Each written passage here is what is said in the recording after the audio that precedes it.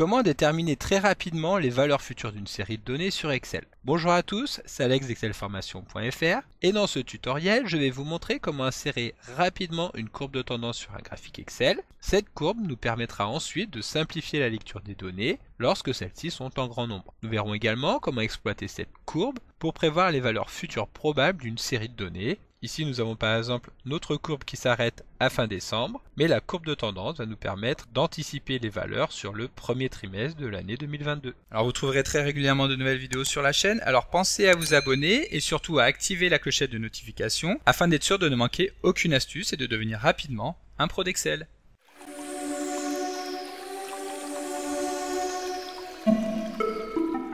Comme d'habitude, si vous voulez être sûr de bien comprendre tout ce que nous allons voir dans le cadre de cette vidéo, vous pouvez télécharger le support de ce tutoriel ainsi que son corrigé en suivant le lien disponible dans la description de la vidéo, ce qui vous permettra de réaliser les opérations en même temps que moi pour bien comprendre tout ce que nous allons voir dans cette vidéo. Alors comme nous venons de le voir dans l'introduction de cette vidéo, nous allons maintenant découvrir comment ajouter simplement une courbe de tendance sur un graphique Excel. Mais avant cela, il me semble important de définir ce qu'est exactement une courbe de tendance. Comme son nom l'indique, il s'agit d'une courbe qui peut éventuellement prendre la forme d'une droite, même si cela n'est pas obligatoire. Cette courbe permet de représenter les données d'une courbe existante en simplifiant les différents écarts qu'il peut y avoir au sein de ces données, afin d'en permettre une visualisation simplifiée, tout en présentant la direction générale des valeurs et leur degré de variation. Une courbe de tendance peut également être appelée une ligne d'ajustement optimale ou encore une courbe de régression.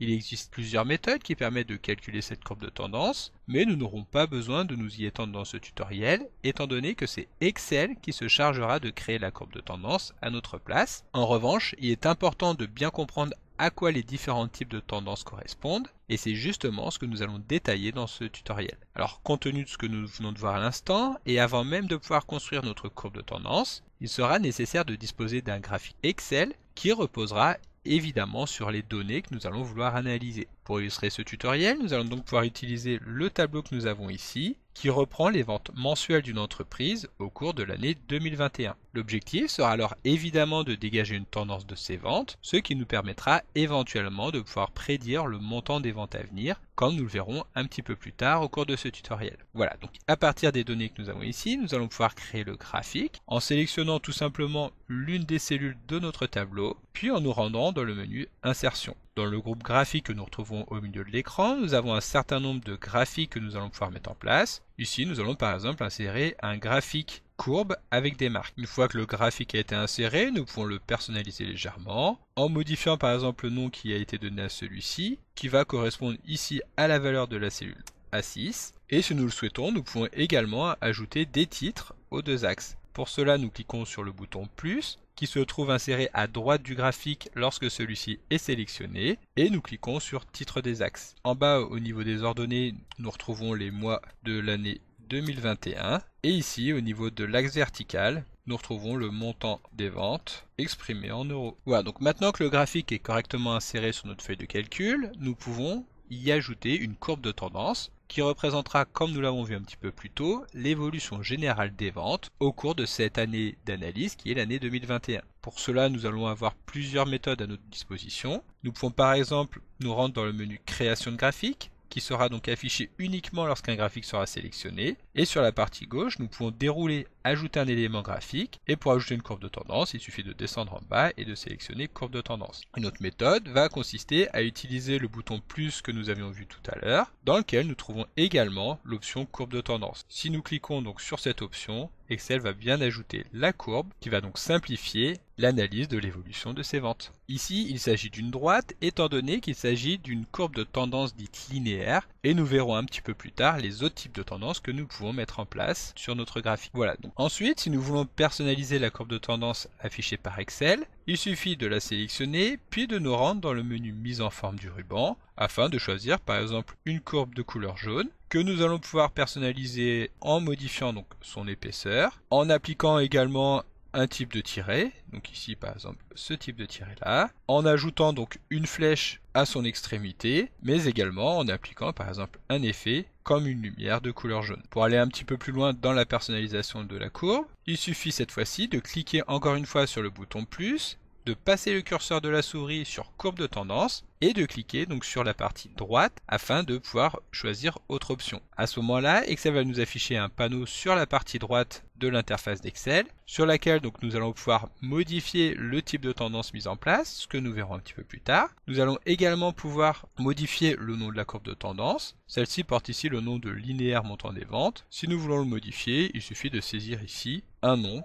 le nom que nous voulons lui appliquer. La courbe de tendance telle que nous l'avons définie va également permettre de mettre en place une prévision pour les périodes à venir en étendant tout simplement son champ d'action. Ici, si nous voulons estimer les ventes pour le trimestre à venir, nous allons saisir ici 3 qui correspond donc à 3 périodes, sachant qu'une période ici correspond à un mois. Lorsque nous validons, Excel va bien continuer le dessin de la courbe afin de nous présenter l'évolution anticipée des ventes, à savoir que d'ici 3 mois, les ventes devraient se fixer à 140 000 €. Donc comme je vous le disais tout à l'heure, l'objectif de ce tutoriel n'est pas de détailler le fonctionnement et le calcul de la courbe de tendance, mais si vous souhaitez savoir comment Excel a pu mettre en place cette courbe, il est possible de cocher l'option afficher l'équation sur le graphique, ce qui permettra donc de nous présenter la valeur de celle-ci donc en fonction de Y. Nous pouvons également afficher le coefficient de détermination, donc le R au carré, en activant donc cette option-ci, en sachant que cette valeur R au carré permet d'évaluer la justesse de la tendance. Donc plus celle-ci se rapproche de 1 et plus l'équation utilisée pour déterminer la courbe sera fiable. Ici avec un R de 0,82, la tendance que Excel nous a insérée sur le graphique est relativement fiable. A l'inverse, plus celle-ci se rapproche de 0 et moins nous pourrons nous y fier. Voilà, donc dans cet exemple, comme nous avons pu le voir, utiliser une tendance linéaire est effectivement la meilleure des options, étant donné que si nous regardons le graphique tel qu'il se présente avant d'y avoir inséré la courbe de tendance, nous pouvions constater qu'effectivement le montant des ventes avait tendance à augmenter régulièrement au cours des différents mois. En revanche, il faut savoir que en fonction des données que nous allons analyser, il faudra être capable de déterminer quel type de tendance nous allons vouloir appliquer. Pour cela, je vous propose de revenir rapidement sur les options principales de courbe de tendance proposées par Excel. Et nous allons tout d'abord retrouver la tendance dite exponentielle, que nous allons changer d'onglet. Et ici, nous allons retrouver un tableau avec l'estimation de rentabilité d'un placement de 10 000 € au taux de 8% sur 50 ans. Comme nous pouvons le voir, la courbe de tendance que nous avons mis en place ici ne correspond pas du tout à la tendance générale des données que nous avons ici dans notre tableau. C'est pourquoi la valeur de R au carré, 0,8, est assez éloignée de 1. Nous allons ici retrouver une tendance dite exponentielle qui va permettre d'analyser des données dans lesquelles la variation, qu'il s'agisse d'une diminution ou d'une augmentation comme nous l'avons ici, va être de plus en plus importante. Donc ici, nous allons cliquer sur la courbe de tendance et nous allons choisir une courbe dite exponentielle, ce qui va nous permettre de constater que celle-ci s'inscrit totalement sur le graphique que nous avions déjà créé.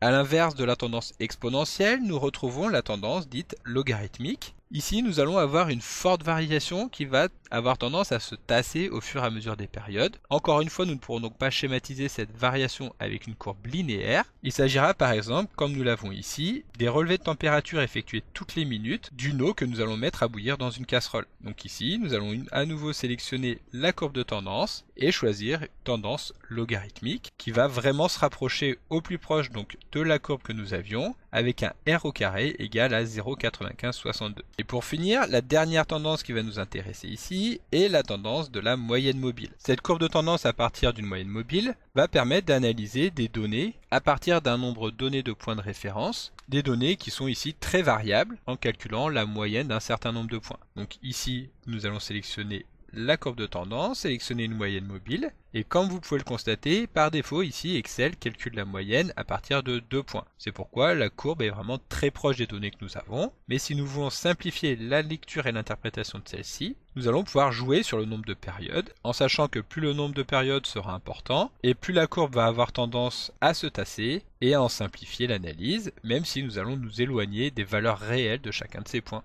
Donc comme d'habitude, vous pouvez télécharger le support de ce cours en suivant le lien que vous trouverez dans la description de la vidéo. Si la vidéo vous a plu, n'oubliez pas de la liker et de la partager à vos collègues et amis sur l'ensemble de vos réseaux sociaux. Et vous pouvez également me laisser vos impressions dans l'espace des commentaires, je lirai chacun d'entre eux et y répondrai avec plaisir. Évidemment, si ce n'est pas encore fait, abonnez-vous à la chaîne pour ne manquer aucune astuce. C'est également très important pour m'aider à gagner en visibilité afin de pouvoir développer la chaîne et continuer de vous proposer des tas de nouvelles vidéos. Merci d'avoir suivi cette vidéo et à très bientôt pour un prochain tuto.